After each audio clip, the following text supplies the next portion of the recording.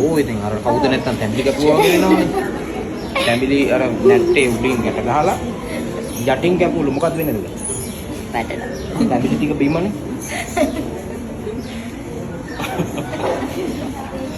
ඔයා මොනවද කරන්නේ? මම තාම 11 වසරේ. 11 වසරේ.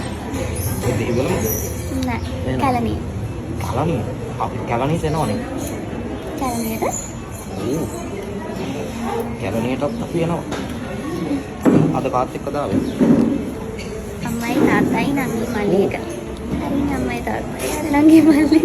මේ තාත්තද? තාත්තා අයිය කෙනෙක් වගේනේ. ඒකනේ සුන්දර මිනිස්සු.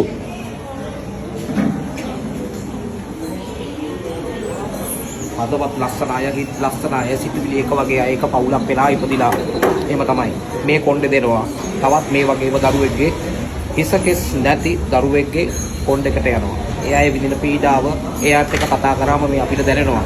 ඒ නිසා තමයි මේ වැඩසටහන මේ කරගෙන යන්නේ. බොහොම පිං දුවේ වාගේ.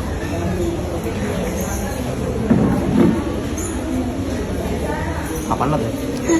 ඇයි මේ කොණ්ඩේ දෙන්න හිතුනේ මෙච්චර කරනවා? මගේ හොඳම යාළුවත් කොණ්ඩේ දුන්නා. ඊට පස්සේ තමයි ආසාව. දැන් අවුරුදු 3ක් තිස්සේ වැව්වේ කොණ්ඩේ දෙන්න. දුකක් නැහැ. නෑ. පසුතැවීමක් විතරයි තියෙන්නේ. නෑ.